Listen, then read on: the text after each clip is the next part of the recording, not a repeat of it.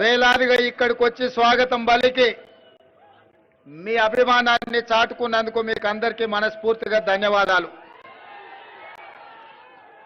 మిత్రులారా, స్థానిక శాసనసభ్యులు చెప్పినట్టు ఆనాడు కొడంగల్ శాసనసభ నియోజకవర్గంలో ఎన్నికల్లో కొంత చేదు అనుభవం ఎదురైనా 3 నెలలు తిరిగే లోపు మళ్ళీ మల్కాజ్గిరి పార్లమెంటు నియోజకవర్గం నుంచి ఎన్నికల బరిలో దిగుతే మీరందరూ ఆదరించి అభిమానించి ఈ ఒక్క ఎల్బీనగర్ శాసనసభ నియోజకవర్గం నుంచే దాదాపుగా 30,000 మెజార్టీ ఇవ్వడంతో ఆనాడు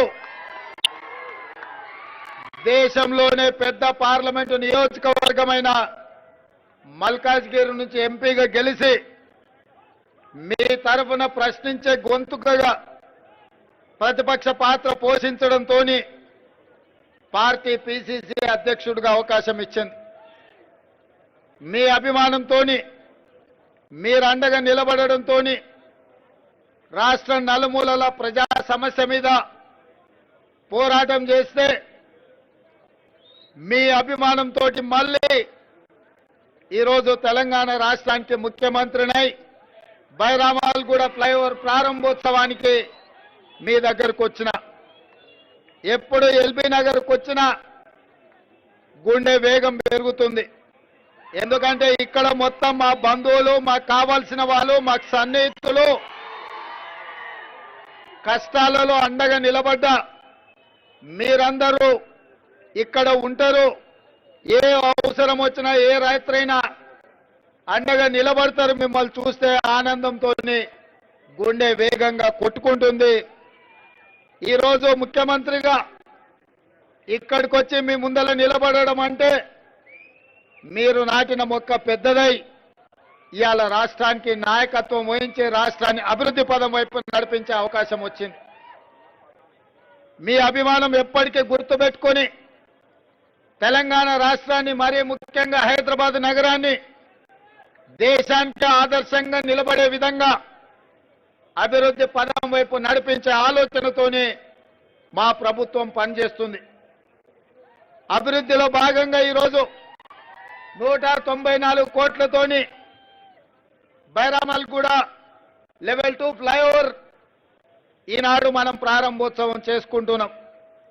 ఇదే కాదు, ఈరోజు హైదరాబాద్ నగరంలో పెరుగుతున్న జనాభా, వివిధ ప్రాంతాల నుంచి హైదరాబాద్కు వస్తున్న జనాభాను దృష్టిలో పెట్టుకొని ఫ్లైఓవర్లే కాకుండా, రోడ్ల విస్తరణే కాకుండా, హైదరాబాద్ నగరానికి కృష్ణా నది జలాలు, గోదావరి జలాలే కాకుండా పేద ప్రజలకు ఉపయోగపడే విధంగా మెట్రో రైలును తీర్చిదిద్దాల్సిన బాధ్యత రాష్ట్ర ప్రభుత్వం మీద ఉన్నది. మరి ముఖ్యంగా ఉప్పల్, నాగోల్, ఎల్బీనగర్, హయత్ నగర్, ఓవైసీ హాస్పిటల్ నుంచి చంద్రాయన్గుట్ట, అక్కడి నుంచి అంతర్జాతీయ ఎయిర్పోర్ట్ వరకు మెట్రో రైలు నిర్మించాల్సిన బాధ్యత మా ప్రభుత్వం మీద ఉన్నది. అందుకే ఈరోజు నగరంలో పేదలు, అత్యధిక జనాభా ఉన్న ప్రాంతంలో మెట్రో రైలు నిర్మించాలని, గతంలో మెట్రో రైలు నిర్మించింది కాంగ్రెస్ అధికారంలో ఉన్నప్పుడు. ఈనాడు ఫేజ్ 2 మెట్రో రైలు కూడా నిర్మించాలని నాగోల్ నుంచి ఎల్బీనగర్, ఎల్బీనగర్ నుంచి ఓవైసీ హాస్పిటల్, ఓవైసీ హాస్పిటల్ నుంచి చాంద్రాయన్గుట్ట, చాంద్రాయన్గుట్ట నుంచి మైలార్దేవుపల్లి, అక్కడి నుంచి అంతర్జాతీయ ఎయిర్పోర్ట్ కు మెట్రో రైలు ప్రతిపాదనలని మనం పనులు మొదలు పెట్టుకుంటున్నాం.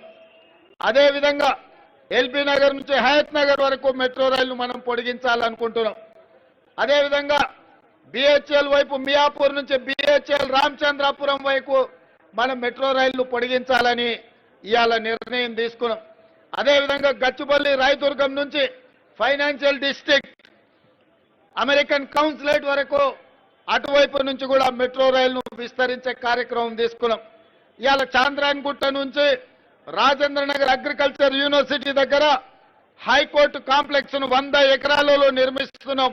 అక్కడి కూడా పేదలకు రవాణా సౌకర్యం కల్పించాలని మెట్రో రైలును అక్కడికి కూడా పొడిగించడం జరిగింది. ఇదే కాదు, ఈరోజు దేశంలోనే హైదరాబాదు నగరానికి మూసీ రివర్ ఒక పెద్ద వరం. కానీ గత కొన్ని సంవత్సరాలుగా రకరకాల పరిస్థితుల వల్ల మూసీ ఒక మురికి కూపంగా తయారై ఈరోజు ప్రజల ఆరోగ్యాన్ని దెబ్బతీసే పరిస్థితి వచ్చింది. నల్గొండ జిల్లాలో హైదరాబాద్లో కాలుష్యాన్ని తీసుకెళ్లి నల్గొండ జిల్లాలో మూసీ రివర్ కింద వ్యవసాయం ఏదైతే చేస్తున్నారో దాదాపుగా 50-60 వేల ఎకరాలలో పంట పండించుకుంటున్నారో ఇవాళ పంట కూడా దెబ్బతినే పరిస్థితి, కాలుష్యానికి బలయ్యే పరిస్థితి ఉంది. అందుకే ఆలోచన చేసి వికారాబాద్లో పుట్టిన మూసీ రివర్తో పాటు ఈరోజు అభివృద్ధిని 55 కిలోమీటర్లు మూసీ రివర్ ఫ్రంట్ పేరు మీద దాదాపుగా 40 నుంచి 50 వేల కోట్ల రూపాయలతో అంతర్జాతీయ ప్రమాణాలతో మూసీ రివర్ను డెవలప్ చేయాలని కేంద్ర ప్రభుత్వానికి నివేదికలు ఇవ్వడమే కాకుండా లండన్లో ఏ విధంగా అయితే థేమ్ రివర్ ఫ్రంట్ అభివృద్ధి చేసిండ్రో ఈరోజు మూసీ రివర్ను కూడా హైదరాబాద్ నగరంలో అభివృద్ధి చేయాలని లండన్ కూడా వెళ్ళడం జరిగింది. ఎంఐఎం నాయకుడు చాంద్రాయణగుట్ట ఎమ్మెల్యే అక్బరుద్దీన్ ఓవైసీ గారిని కూడా తీసుకొని వెళ్ళడం జరిగింది. తొందరలోనే 55 కిలోమీటర్ల మూసీ రివర్ ఫ్రంట్ ని వైబ్రెంట్ తెలంగాణ 2050 పేరు మీద ఒక మంచి అభివృద్ధి ప్రణాళికతోని ఈ రోజు మనం ముందుకు వెళ్ళాలనుకుంటున్నాం. ఇవాళ మీడియా మిత్రుల ద్వారా తెలంగాణ ప్రజలకు నేను చెప్పదలుచుకున్నా, ఔటర్ రింగ్ రోడ్ ఆనాడు కాంగ్రెస్ పార్టీ నిర్మించింది కాబట్టి, అంతర్జాతీయ ఎయిర్పోర్టు నిర్మించింది కాబట్టి ఇవాళ ప్రపంచ చిత్రపటంలో హైదరాబాద్ నగరానికి తెలంగాణకు ఒక ప్రత్యేక గుర్తింపు వచ్చింది. లక్షలాది కోట్ల రూపాయల పెట్టుబడులు ఐటీ కంపెనీలలో వచ్చినాయి. ఇవాళ తెలంగాణకు వస్తున్న ఆదాయంలో 70% ఆ పరిశ్రమల ద్వారానే ఈరోజు ఆదాయం వస్తుంది. అందుకే ఔటర్ రింగ్ రోడ్ వరకు ఉన్న ఈ మొత్తం హైదరాబాద్ నగరాన్ని వివిధ మున్సిపాలిటీలు, మున్సిపల్ కార్పొరేషన్లు, గ్రేటర్ హైదరాబాద్ మున్సిపాలిటీ కింద ఈరోజు వివిధ రూపాలలో గ్రామ పంచాయతీలలో ఉన్నాయి. అందుకే ఈరోజు మా ప్రభుత్వం 2050 వైబ్రెంట్ తెలంగాణ పేరు మీద మాస్టర్ ప్లాన్ ఏదైతే తయారు చేస్తున్నామో ఔటర్ రింగ్ రోడ్డు లోపల ఉన్న మొత్తం హైదరాబాద్ నగరాన్ని ఒక గొడుగు కిందికి తెచ్చి ఒక బృహత్తర ప్రణాళిక మొత్తం అన్ని ప్రాంతాలలో సమానమైన అభివృద్ధి తీసుకురావడానికి హైదరాబాద్ 360 డిగ్రీస్ లో అన్ని వైపులా అభివృద్ధి చెందే విధంగా, అన్ని వైపులా ఐటీ కంపెనీలు, ఫార్మా కంపెనీలు వచ్చే విధంగా ఈరోజు ప్రణాళికలు సిద్ధం చేస్తున్నాం. అదేవిధంగా ఔటర్ రింగ్ రోడ్డు నుంచి తొందరలోనే రీజనల్ రింగ్ రోడ్డు మనం నిర్మించుకోబోతున్నాం. దాదాపుగా 354 కిలోమీటర్లతోని RRR రాబోతుంది.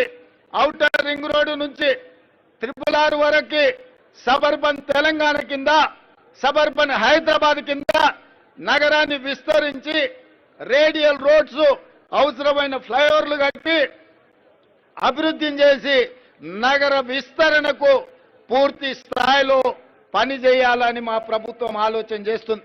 రీజనల్ రింగ్ రోడ్డు నుంచి తెలంగాణ సరిహద్దుల వరకు రూరల్ తెలంగాణ నమూనాను తయారు చేయాలని ఈరోజు మా ప్రభుత్వం ఆలోచన చేస్తుంది. మొత్తంగా వైబ్రెంట్ తెలంగాణ 2050 పేరు మీద మెగా మాస్టర్ ప్లాన్ మొత్తం తెలంగాణకు తయారు చేసి ఔటర్ రింగ్ రోడ్డు లోపల ఉన్న హైదరాబాద్ను అర్బన్ తెలంగాణగా, ఔటర్ రింగ్ రోడ్డు నుంచి రీజనల్ రింగ్ రోడ్డు వరకు ఉన్న తెలంగాణను సబర్బన్ తెలంగాణగా, రీజనల్ రింగ్ రోడ్డు నుంచి తెలంగాణ సరిహద్దుల వరకు రూరల్ తెలంగాణగా 3 విభాగాలుగా విభజించి 3 ప్రాంతాలను వివిధ క్లస్టర్స్ కింద అభివృద్ధి చేయాలన్న ఆలోచన మా ప్రభుత్వం చేసింది. దీనికోసం ఆల్రెడీ టెండర్లు పిలిచినాం. అంతర్జాతీయ కన్సల్టెంట్స్ వచ్చిండ్రు, వాళ్ళ నియామకం చేపట్టడం జరిగింది. తొందరలోనే వాళ్ళు మాస్టర్ ప్లాన్ మాకు అందిస్తారు.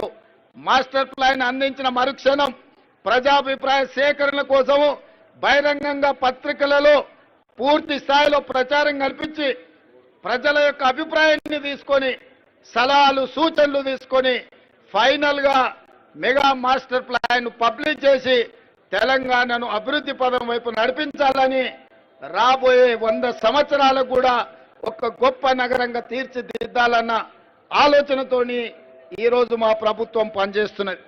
నిన్నటికి నిన్న చాంద్రాయణగుట్టలో నేను అసదుద్దీన్ ఓవైసీ గారు మెట్రో విస్తరణ కోసం పునాది రాయి వేసినాం.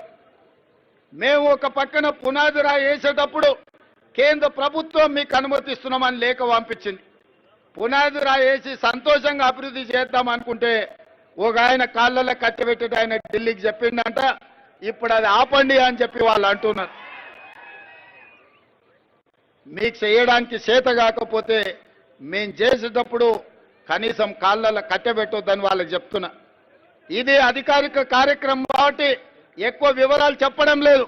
కానీ హైదరాబాద్లో మెట్రో విస్తరణకు అడ్డుపడుతున్న వాళ్ళని వేదిక మీద నుంచి నేను హెచ్చరిక జారీ చేయదలుచుకున్నా.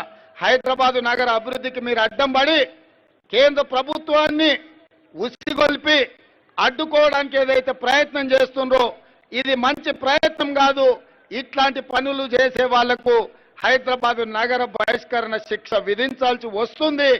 మీరు జాగ్రత్తగా ఉండండి, హైదరాబాదు నగర అభివృద్ధికి సహకరించండి అని చెప్పి నేను తెలియజేస్తూ, ఏది ఏమైనా మీరందరు అభిమానంతో ఇంత దూరం వచ్చి ఆ పక్క నుంచి మా అక్కలందరూ కూడా వచ్చిండ్రు, మా తమ్ముడు వచ్చిండు చూసిపోదామని. ఎందుకంటే నేను కూడా గ్రామాల నుంచి ఇక్కడికి వచ్చిన వాళ్ళందరూ కూడా మా చుట్టాల్లో మా దగ్గర ఇక్కడ ఉండేటోళ్ళందరూ. మీ అందరికీ పేరు పేరున మిమ్మల్ని అందరినీ వ్యక్తిగతంగా కలవలేకపోవచ్చు. మీ అభిమానం నా ఎంబడి ఉన్నది, మీ ఆశీర్వాదం నా ఎంబడి ఉన్నది. ఈ తెలంగాణను అభివృద్ధి పదం వైపు నడిపించి అభయస్థం ద్వారా 6 గ్యారెంటీలు ఏవైతే ఇచ్చినామో అన్నిటిని అమలు చేస్తాం. ఇప్పటికే ఆర్టీసీలో ఆడబిడ్డలకు ఉచితంగా బస్సు రవాణా సౌకర్యాన్ని కల్పించినాం. ఇప్పటికి దాదాపుగా 24 కోట్ల ఆడబిడ్డలు ఈరోజు బస్సుల్లో ప్రయాణం చేసిండ్రు.